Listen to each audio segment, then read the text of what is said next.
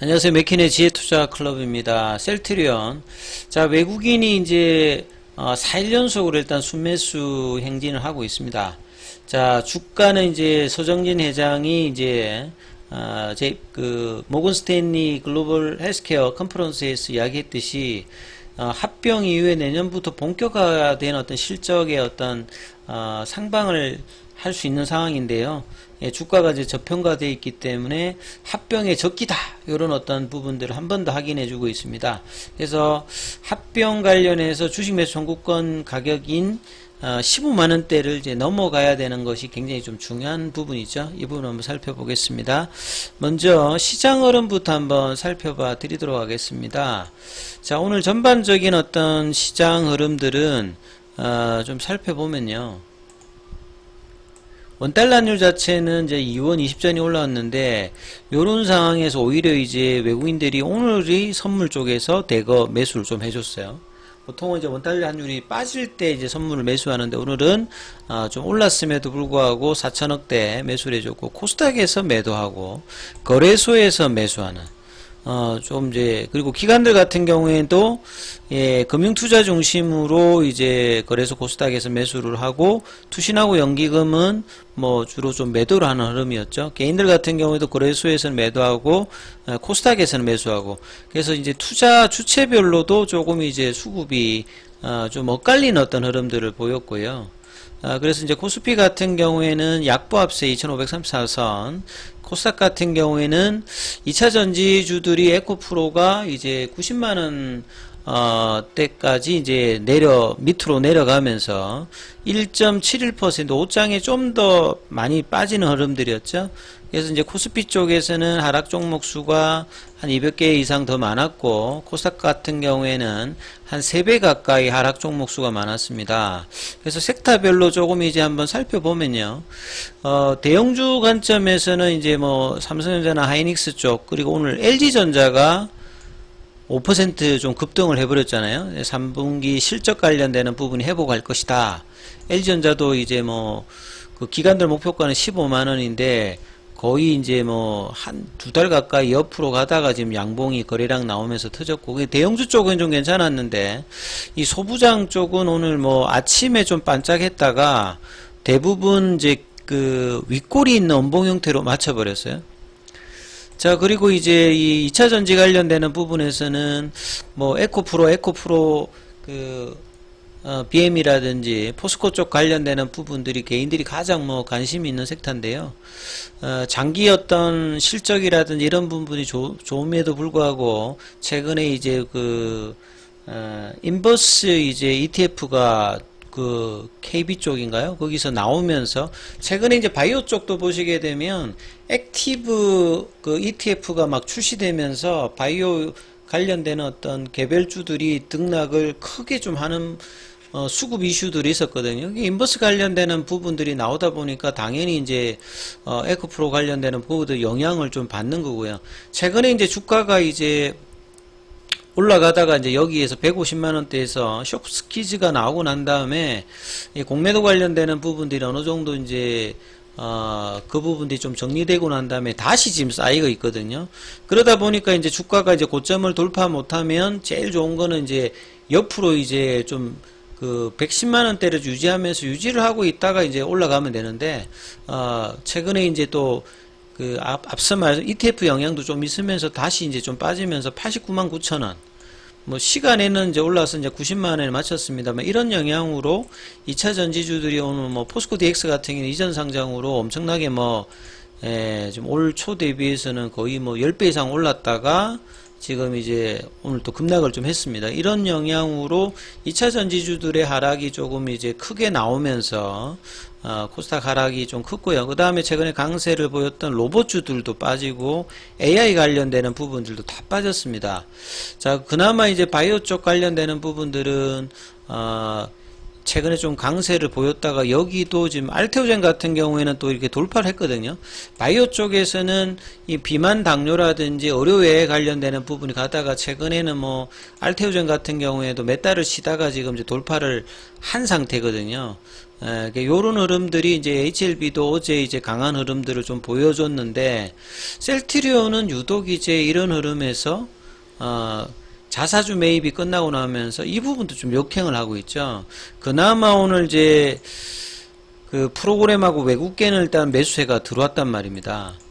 근데 뭐 양봉은 아니고 그냥 보합권으로 끝났고, 보시게 되면 이 거래원 순간 거래량에서 뭐 좀 살펴보면 JP모간이나 시티 쪽에는 일단 매수 흐름이 나왔고, 그 다음에 이제 뭐 종목별 기간 흐름에서 뭐 기관들이 좀 매도를 하고, 외국계는 이제 4일 동안 연속으로 일단 매수를 해줬습니다. 그래서 14만 5천원대를 지키면서 어제 이제 2%대 하락을 하면서 그동안 조금씩 자사주 매입 기간 동안에 겨우 이제 한 3%를 올려서 자 15만을 넘어가느냐 했는데 끝나자마자 연봉이 나왔고, 자 오늘은 그냥 보합세로 끝났죠. 그래서 외국인이 매수를 좀 프로그램 같은 거 해주는데도 양봉이 제대로 나오진 않았어요. 헬스케어가 이제 0.31, 제약이 뭐 마이너스 0.71.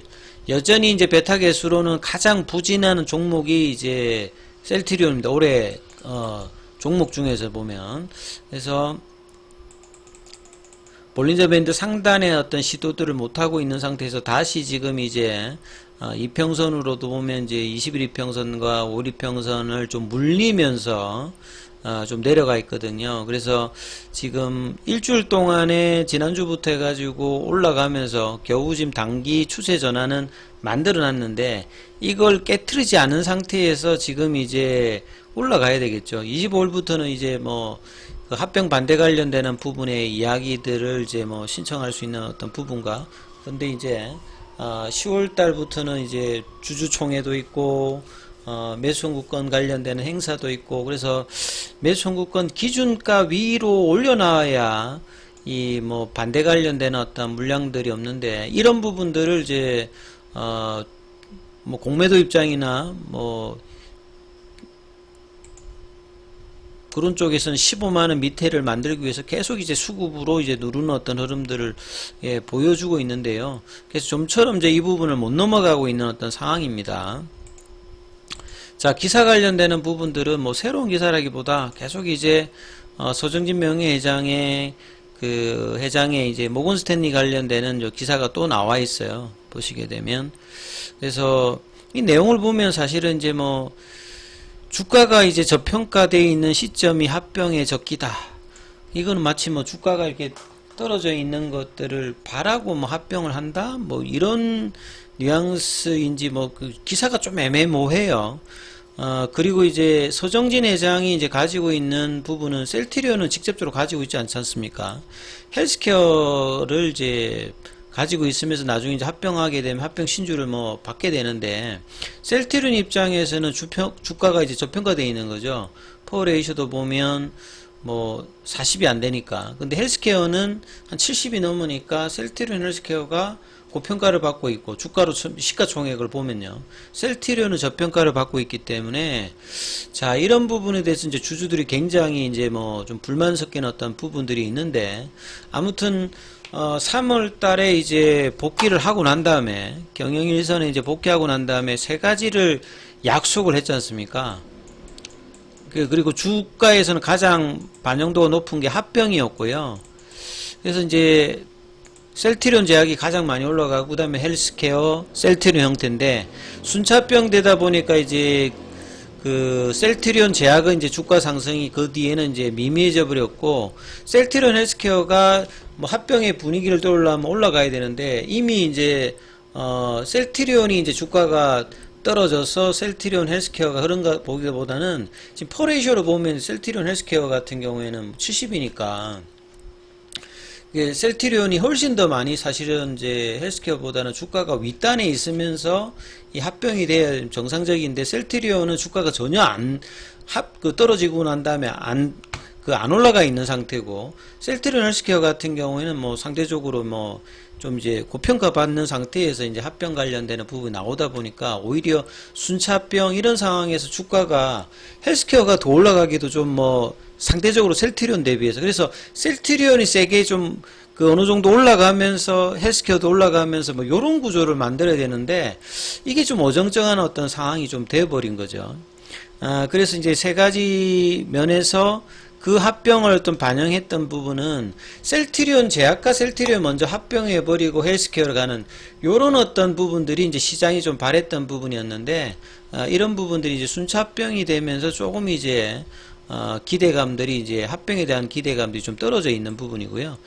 두 번째가 이제 결국은 이제 미국 직판 관련되는 부분에서 이걸 정상화 시키겠다. 근데 결국 이제 6월 달에 이제 그 옵텀 RX 관련되는 이제 그 불확실성이 나오면서 오히려 주가가 이제 그 이후로 장기적으로 좀 부진한 상태죠. 이 부분도 이제 결국은 이제 9월 말이나 10월 달 되면 추가 이제 PBM 관련되는 부분이 나오면서 해소가 될 걸로 이제 보여집니다. 그리고 이제 결국은 이제 신약 관련되는 부분, M&A 관련되는 부분이 램시마 SC 말고 한두 개가 더 이제 2030년까지 12조를 낸다면 필요하다 분명히 했기 때문에 요거는 이제 합병이 이제 어느 정도 이제 구체화되면 합병 이후에 M&A 관련되는 부분이 부각이 될 거예요. 그래서 단기적으로는 이제 이런 부분들이 시장의 어떤 불확실성과 수급의 영향으로 좀처럼 영향을 받지 않습니다만, 이 장기적으로는 이런 부분들이 이제 주가에 이제 반영되는 어떤 시점이 분명히 있을 걸로 보여져요.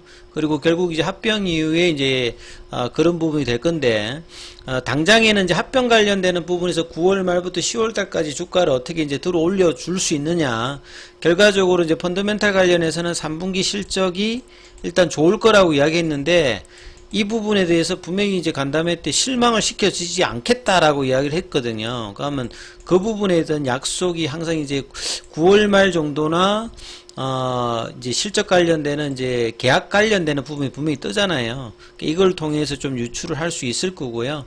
그 다음에 장기 전망은 지금 이제 단기적인 어떤 부분에서는 시장에서는 2030년 어떻게 된다 보다는 좀 당장이 어떻게 되는지 이런 부분에 대한 어떤 이야기들로 좀 더 있습니다. 그래서 장기적으로 디지털 헬스케어라든지 AI 관련되는 부분이라든지 이런 것들보다는 당장에 이제 9월 말 10월 달에 주가의 어떤 흐름으로 합병 관련되는 어떤 이제 불확실성이 해소되느냐가 이제 일단 가장 중요한 어떤 부분이라 보여집니다.